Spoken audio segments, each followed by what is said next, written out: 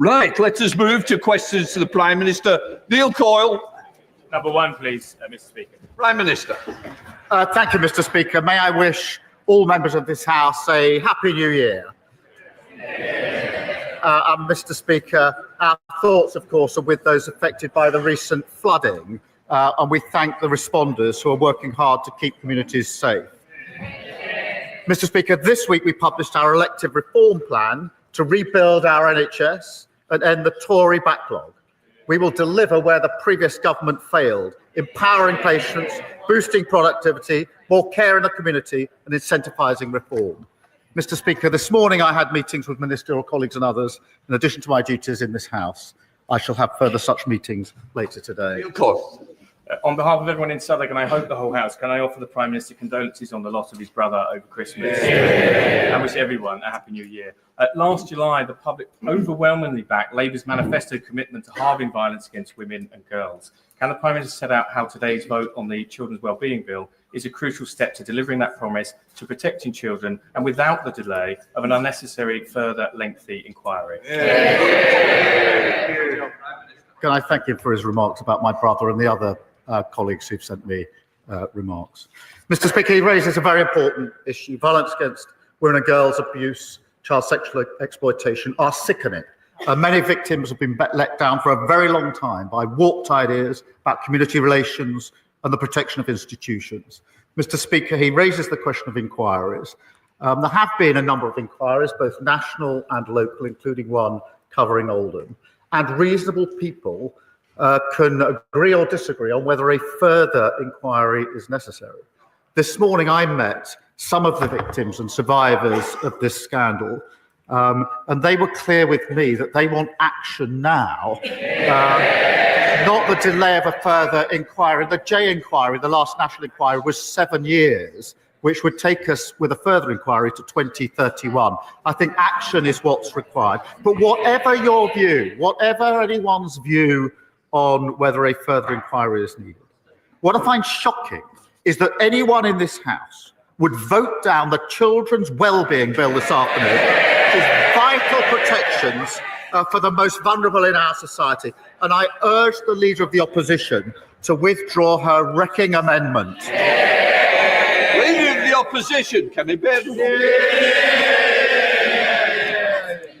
Mr. Speaker, the whole House has heard that the Prime Minister lost his brother during the Christmas period. So can I offer him, on behalf of my party, our sincerest condolences? The new year has started with a focus on the decades-long rape gang scandal. Across the country, thousands of girls were tortured and sexually abused at the hands of men who treated them as things to be used and disposed of, destroying many lives forever. The Prime Minister has mentioned previous inquiries. He is right. There has been an inquiry into child sexual abuse, but it wasn't about the rape gang scandal. In its 468 pages, it mentioned Rotherham just once. Is the Prime Minister confident that we know the full extent of rape gang activity? Prime Minister. Can I first thank her for her condolences, and can I thank her for reaching out over the Christmas period when I lost my brother? I really did appreciate that, and I appreciate it today. Mr. Speaker, on the question of a further inquiry, there have been a number of inquiries, some of them localised, including the Mayor of Manchester's inquiry recently, and of course a national inquiry Professor Jay carried out, took 7 years, had 20 recommendations, none of which actually were implemented by the party opposite when they were in government. Now, this is a really serious issue. We must focus, obviously, on the victims and survivors. There's no fixed view on the victims and survivors about a further national inquiry. There are mixed views. But there is a view, and I share this view, that what is needed now is action on what we already know. We already know, myself from personal knowledge when I was Chief Prosecutor, that warped ideas, myths and stereotypes about victims were at the heart of this. We've known that for a decade. The Jay report called for mandatory reporting. I called for it 11 years ago. What we need now is action. What can't be tolerated is the idea that this afternoon members opposite will vote down a bill which protects children, including Mr. Speaker, Mr. Speaker, let me just, one of the provisions in the bill is to protect children vulnerable today who are out of school to prevent abusers ever taking those children out of school. I implore members opposite to defy the misleading leadership of the Leader of the Opposition and vote for a really important bill. Mr. Speaker, I'm shocked that the Prime Minister would say that actions were not taken. He knows full well that we accepted 18. He knows full well that we accepted 18 of the 20 recommendations in the J inquiry and went further, launching a gangs task force that found 550 more perpetrators. That shows that there is still work to be done. In Rotherham alone, there have been over 1,400 victims across Oldham, Bradford, Bristol, Rochdale, and dozens more towns. There have been thousands more victims, but no one has joined the dots. No one has the total picture, and it is almost certainly still going on. One victim from Telford, and I know he says that victims have different views. We have different views across this house, but one victim from Telford says she wants a national inquiry because it will hold people accountable in a way that previous inquiries have not. It is very possible to have actions, take on more, and still have a national inquiry. So why won't he listen to victims and launch a national inquiry which would have the power to summon witnesses and make them give evidence under oath? Mr. Speaker, she says they accepted the recommendations. They didn't act on them. One of the central recommendations was mandatory reporting, and it still hasn't been enacted. I called for this 11 years ago. They've been tweeting and talking. We've been acting. Well, Mr. Speaker, the Leader of the Opposition has been an MP, I think, for 8 years. Her party have been in government for 7.5 of those 8 years. She was the Children's Minister. She was the Women's and Equalities Minister. I can't recall her once raising this issue in the House, once calling for a national inquiry. It's only in recent days she's jumped on the bandwagon. Now, Mr. Speaker, in fairness, if I'm wrong about that, and she has raised it, then I invite her to say that now, and I will happily withdraw the remark that she hasn't raised it in this House in the 8 years that she's been here until today. Kemi Badenoch. Mr. Speaker, the Prime Minister is being very specific because I have raised this issue. I've raised it in speeches. I've raised it publicly. He knows that as a minister, I would not have been speaking on this specific issue. I was not a Home Office minister, but Mr. Speaker, I will remind him about other victims who came to me, who I did help. The victims of the Tavistock scandal who came to me as a minister. I didn't send them away like his safeguarding minister. I made sure, as his Labour Party were calling me transphobic, that we launched the CAS review, which even his health secretary has accepted. So we do right by victims, Mr. Speaker. The reason why a national inquiry is important is because this issue is systemic. It has been involving local and national officials, the police, prosecutors, and politicians. He talks about some of the local inquiries, but these interlinked issues cannot be covered by local inquiries alone. In fact, the leaders of the Manchester inquiry resigned because they couldn't get evidence, they couldn't summon witnesses, and not a single person in a position of authority has been held to account. The Prime Minister called for 9 inquiries in the last Parliament. Does he not see that by resisting this one, people will start to worry about a cover-up? Prime Minister.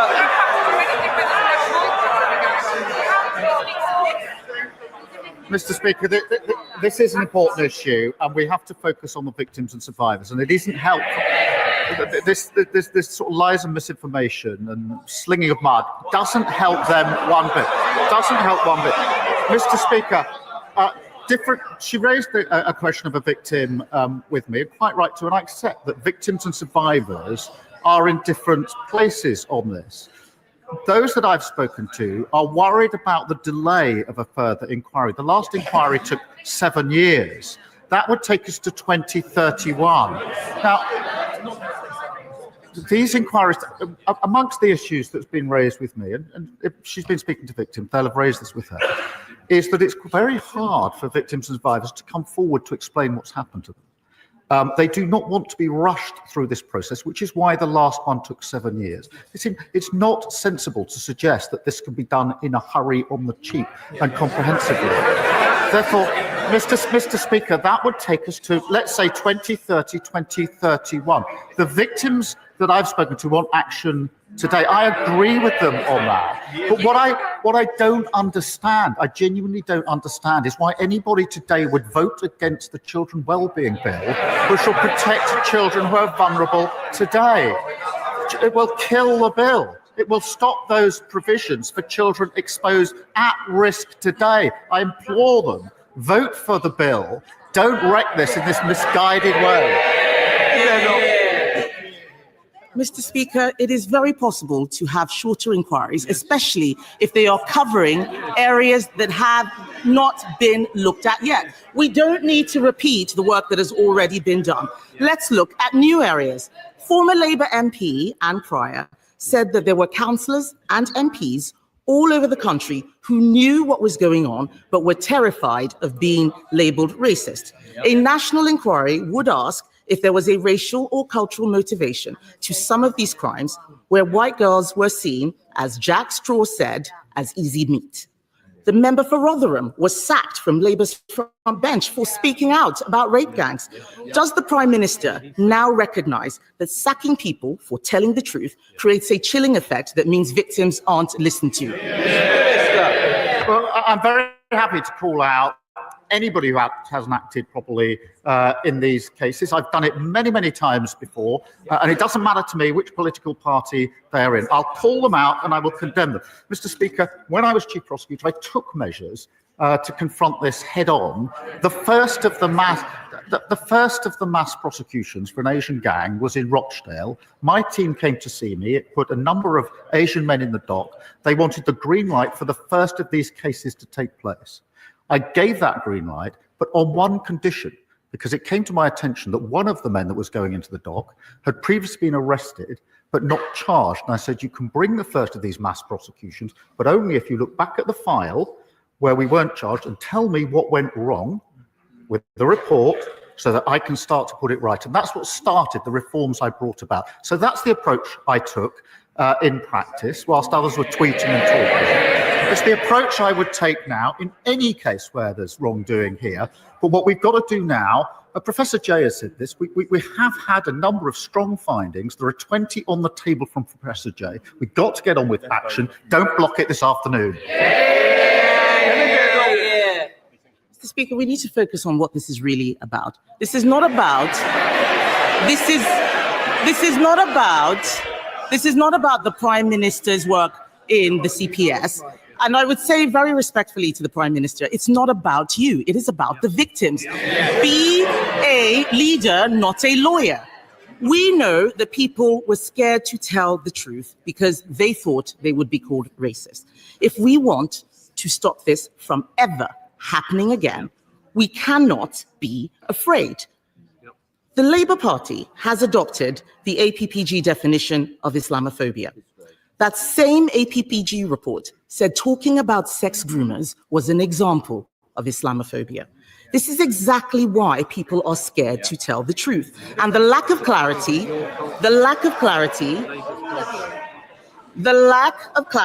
means that innocent British Muslims are smeared by association. That is not fair, and only a national inquiry can solve this. So will the Prime Minister look again at the Labour Party's adoption of the definition of Islamophobia, its chilling effect, and rule out introducing it in government? Prime Minister. Mr. Speaker, I will call out any aspect that has prevented anybody coming forward or any case going forward when it comes to violence against women and girls, child abuse or child sexual exploitation, as I have been doing now for the best part of 15 years. But yes, some people will say there should be a further inquiry, But that does, I accept that, but that means all the victims and survivors who are going to give evidence need to be in a position to do so. Not all of them are. I've been speaking to them. There are some that do think they are. It will take time. All of the institutions will have to give evidence. That will take time. This will delay things till 2031 also. But we all, Mr. Speaker, we already know what the major flaws are. And my argument is we should get on with that action. And that's why we're bringing forward the bill this afternoon. Mr. Speaker, the Prime Minister has effectively told us that he's not able to do two things at the same time. This issue of a delay is a weak excuse. And I would say to him that by refusing this inquiry, he is enabling those people who wish to smear all British Muslims based on the actions of a small minority. He is talking about distraction tactics. Let us have the truth.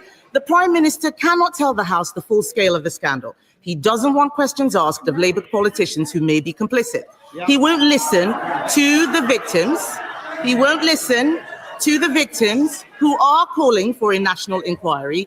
He is making this all about a bill this afternoon. Later today, he will tell Labour MPs, including in Telford, Rochdale, Bristol, Derby, Aylesbury, Oldham, Bradford, Peterborough, Coventry, Middlesbrough, Newcastle, Ramsgate, to tell all of these people to vote against a national inquiry into the gangs which have systematically gang raped children in their constituencies. This is one of the worst scandals in British history, Mr. Speaker.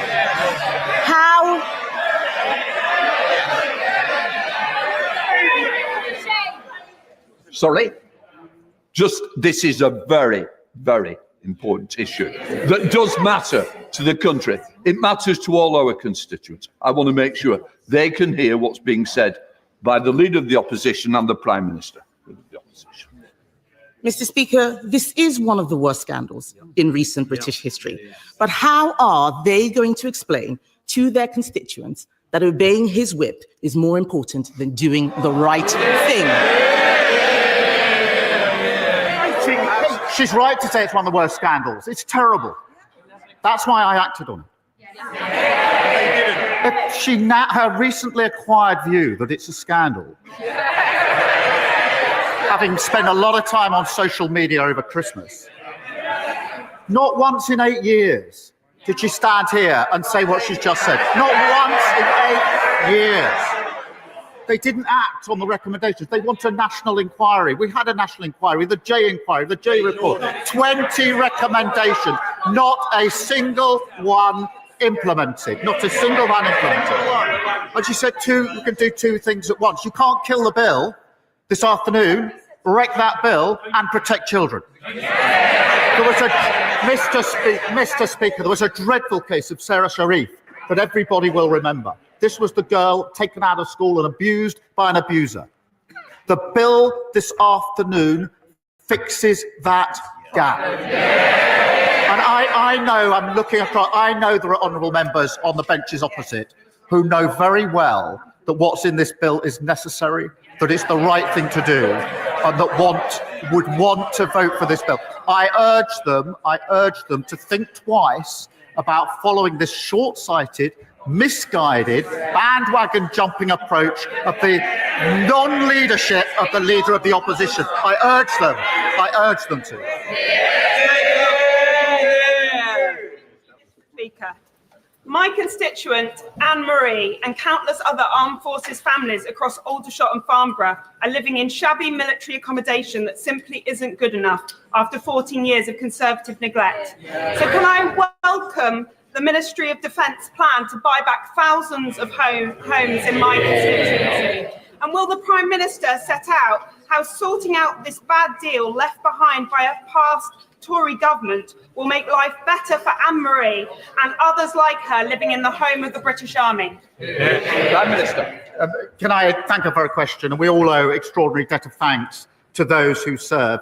Mr. Speaker, by reacquiring over 36,000 service family homes, including 1,700 in my honourable friend's constituency, we can rapidly transform substandard accommodation.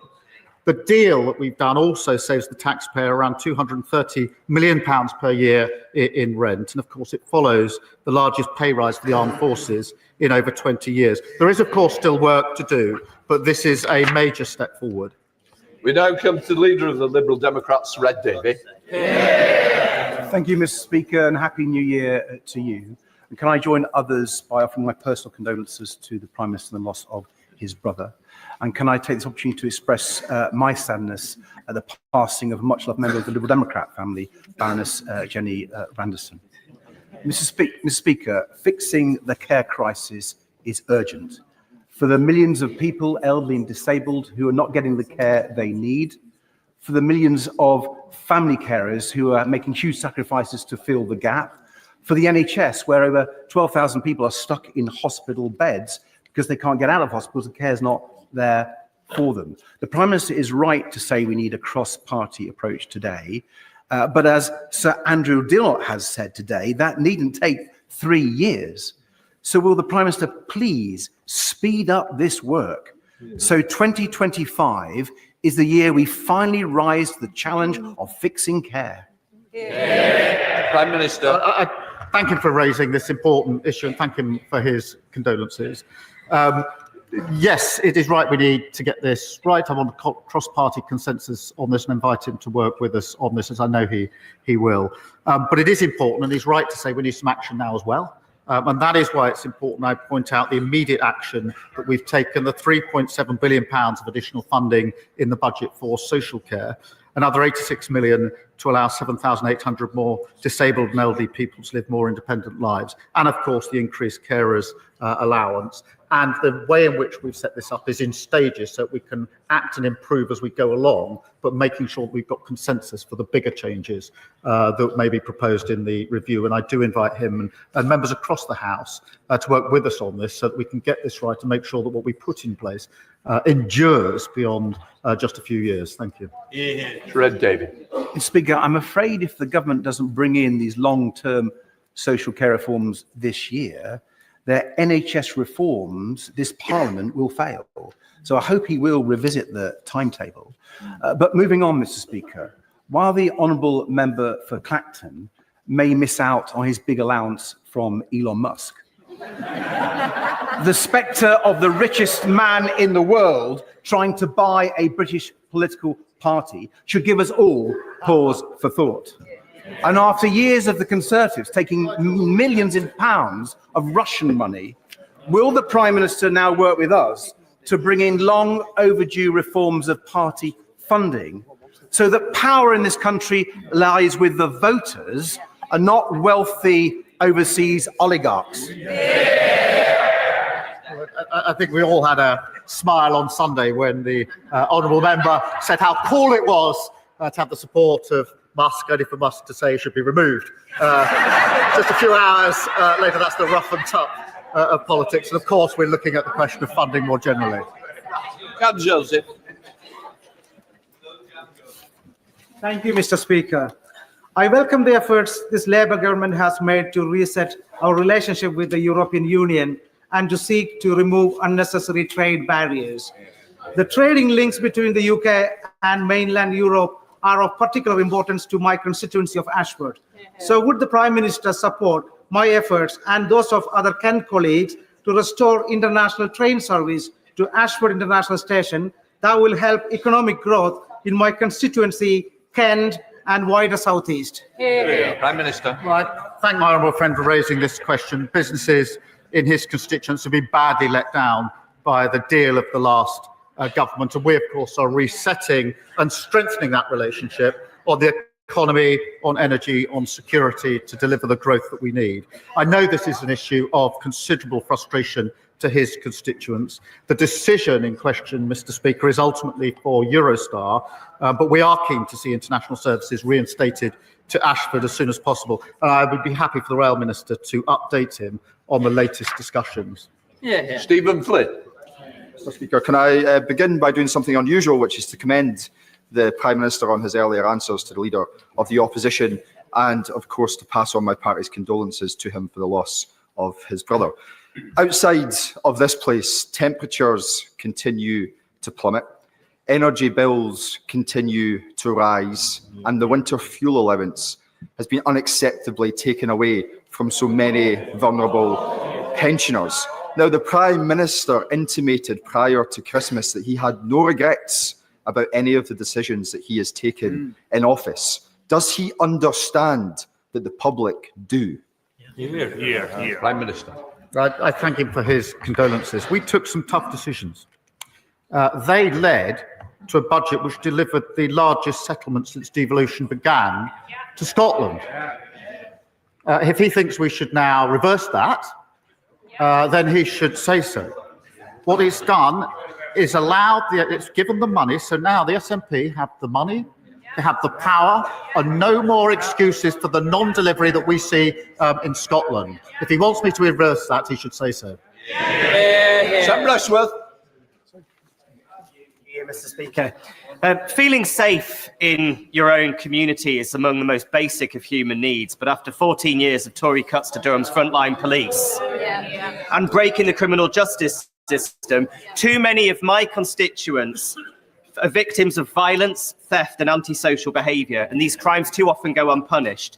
Now, I know the Prime Minister's had a lifelong commitment to protecting victims. So what assurances can the Prime Minister give my constituents that our new government will be tough on crime and on the causes of crime? Prime Minister. Mr. Speaker, he's right to raise this important issue. And I have to say, when he said there were cuts to polices and somebody said boring, I think that somebody opposite to boring, that tells you everything you need to know about the last 14 years. He's right. We need to crack down on those committing vile acts in our communities. And that's why our plan for change puts 13,000 extra police and PCSO officers into neighbourhood policing, 3.5% real terms increase, and of course tough new respect orders. Where they lost control, we'll take back control and deliver safe and secure communities. Thank you, Mr. Speaker. My constituent Dipak first opened the doors to his pharmacy in 1991, and he's been serving the Chelmsford community ever since, greeting many of his patients by name. But Dipak's business is struggling. His NHS contract no longer covers the cost of the drugs he has to dispense. For example, he's sometimes been forced to pay over 100 times more for a particular mental health drug than his contract provides. Dipak is dipping into his life savings to keep his pharmacy afloat, and I'm sure that many other pharmacists across the country are doing the same. Does the Prime Minister agree with me that no pharmacist should be forced to use their own money to keep their pharmacy viable? Prime Minister. Can I thank her for raising this really important and challenging case? Community pharmacists like Dipak play a vital role in our health service. And as she knows, the Department of Health and Social Care sets drug tariff prices and regularly assesses what pharmacies are reimbursed to ensure overall they're paid fairly. If she would prepare to share the details further with me, I will look and have a review by the team of the particular case that she's raised with me. Thank you. Thank you, Mr. Speaker. Last year, I was honoured to accept an invitation from the European Jewish Association to go to Krakow and discuss the role of Holocaust education in tackling the rising tide of anti-Semitism across Europe. We also visited Auschwitz and Auschwitz-Birkenau, where we laid wreaths and paid tributes to the many victims of the Holocaust. Given that this month marks the 80th anniversary of the liberation of those evil places, will the Prime Minister set out what this government is doing on Holocaust education to ensure that never again means never again? Prime Minister. Well, I thank him for raising this. Anti-Semitism is completely abhorrent and has no place whatsoever in our society. Mr. Speaker, I recently met with Jewish community leaders in Downing Street to discuss what further we can do to combat anti-Semitism, and that includes allocating £54 million for the Community Security Trust to continue their vital work, committing to building a new Holocaust Memorial and Learning Centre, and providing at least £2.2 million to continue the funding lessons from Auschwitz. And I look forward to working with others on those important proposals. Victoria Collins. Thank you, Mr. Speaker. Businesses like Hicks in Harpenden, charities like the Hospice of St Francis in Berkhamsted, health and social care providers like the Elms Medical Practice in Harpenden, a GP, are amongst those up and down this country who are warning the government about the negative impact of the proposed changes to national insurance contributions. When will the Prime Minister heed those warnings and at the very least look at exemptions for health and social care providers like they have for the NHS? Prime Minister. Thank you for raising this. Look, we had to deliver a budget to wipe the slate clean and to deliver the stable basis for our economy and at the same time repair our public services.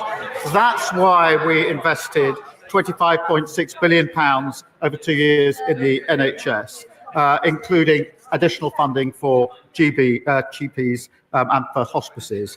And we are taking measures to ensure that funding is there to support our vital services. Mr. Speaker, every week I visit constituents in my Hackney South and Shoreditch constituency living in the most appalling overcrowded social housing, some with triple bunk beds in the bedroom and the parents on a sofa bed in the living room. The nearest available property to buy would be £500,000 and it's out of reach for these hardworking families. I really welcome our government's commitment to 1.5 million new homes.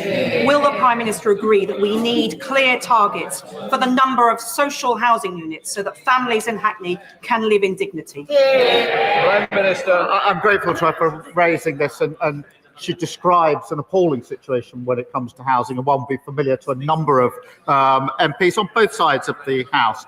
And that's why we will deliver the 1.5 million homes that we desperately need across the country. She's right. And the budget announced 500 million into the affordable homes programme, which is hugely important, 100 million of that going to the Greater London Authority. And we will also, Mr. Speaker, reform the right to buy to deliver a fairer, better value, a more sustainable scheme where long-standing tenants can buy their own home. Andrew George. Thank you, Mr. Speaker. In Cornwall, in the last 10 years, over £500 million has been handed to holiday homeowners through various tax loopholes, etc., whilst local families are being evicted from their homes to make way for yet more holiday homes as the housing crisis deepens and worsens. The six MPs in Cornwall are determined to reverse this situation and to address these issues before the end of this Parliament. Will the Prime Minister agree to meet us so we get the full backing of government and deliver first rather than second homes for the good of Cornwall and the Isles of Scilly? Prime Minister. I thank you for raising this.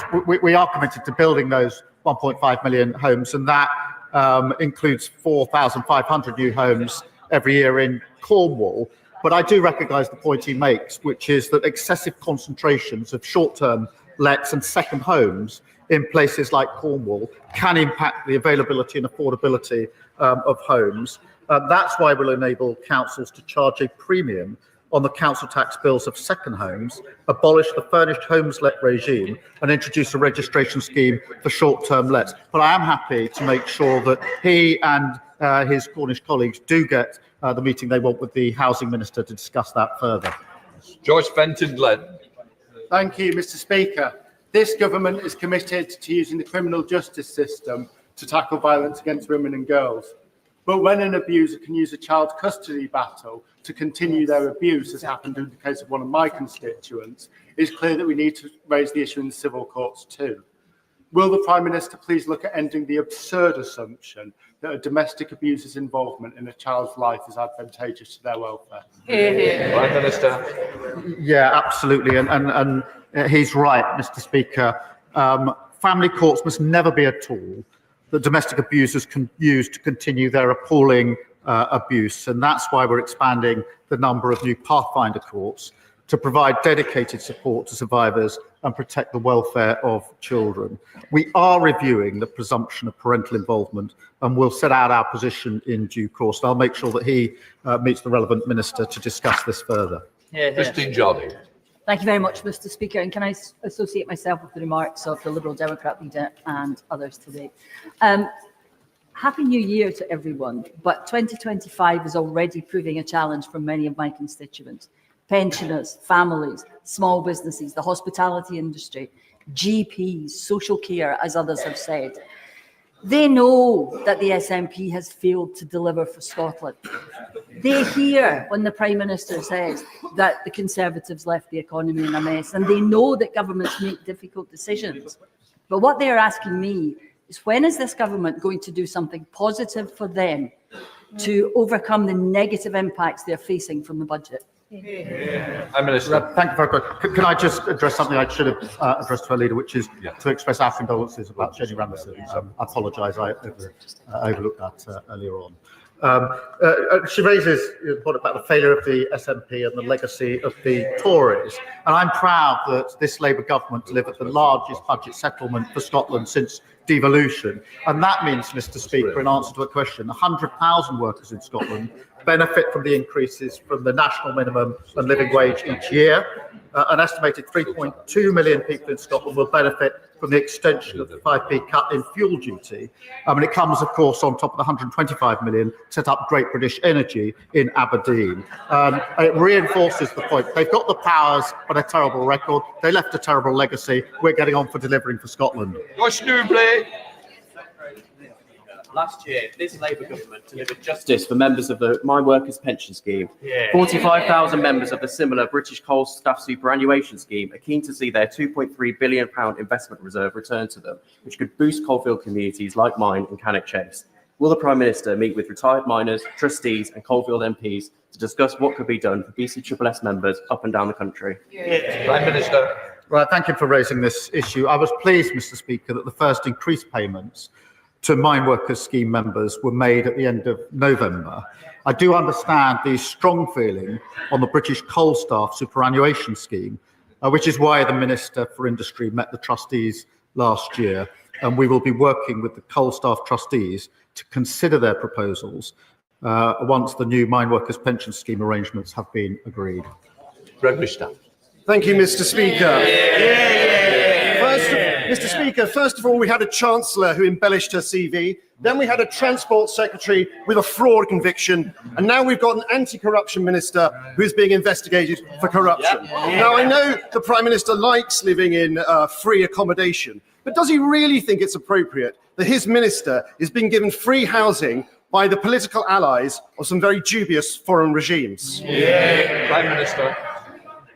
Mr. Speaker, the City Minister has acted appropriately by referring herself to the independent advisor. We brought in our new ministerial code to allow ministers to ask to establish the facts, and I'm not going to give a running commentary on that important exercise. Tonia Antoniazzi. The last couple of days, I wrote to the England and Wales Cricket Board regarding the upcoming game in the Championship Trophy against Afghanistan on the 26th of February. I have met with the ECB and we are calling for the game to be boycotted. I thank everybody for the support that I've had across this House and also at the other place. I also would like to thank very much the Prime Minister for his intervention with the International Cricket Council yesterday. But would he please agree to meet and talk to his counterparts in South Africa and Australia that they boycott the games as well? Mr. Speaker, there's been an appalling erosion of the rights of women and girls in Afghanistan. And we all should condemn that suppression of freedoms in the strongest terms. And that's why we provided additional aid, at least 50% of which we're going to women and girls. DCMS are in touch with the international counterparts on this issue. I welcome the England and Wales Cricket Board making strong representations to the International Cricket Council on Afghanistan's women's cricket team. Final question to Roger Gale. Thank you, Mr. Speaker. Mr. Speaker, setting aside the matter of grooming gangs, the opposition amendment on the order paper today sets out very clearly why the bill that we shall be debating is so very deeply flawed. And if it is to become an act of parliament, it will have to be completely rewritten in committee. But, Mr. Speaker, the Prime Minister from that dispatch box has made much of his service as the public prosecutor.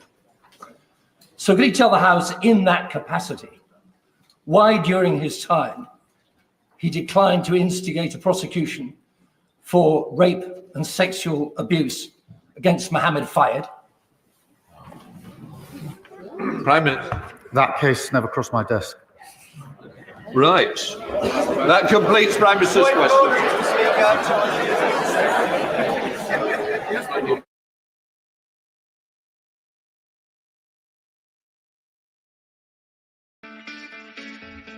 It's great to see you here. Thank you for watching our work.